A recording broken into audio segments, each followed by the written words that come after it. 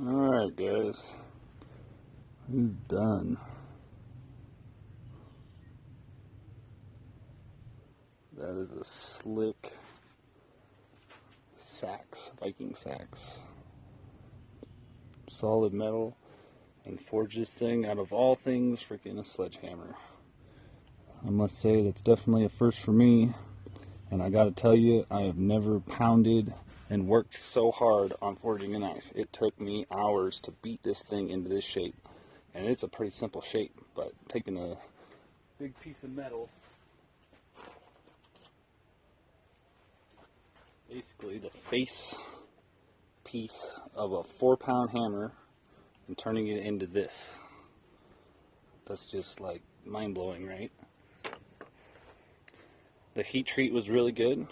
It was very, very hard after the quench. Tempered it for 2 hours at 400. It got the nice yellow sheen to it, which means it was definitely tempered right.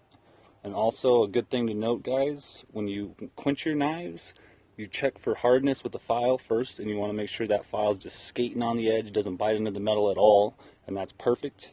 And then after your temper cycle, you want to try again with the file, and that file should be able to bite into the metal at that point. And if it can't, it needs to be tempered again.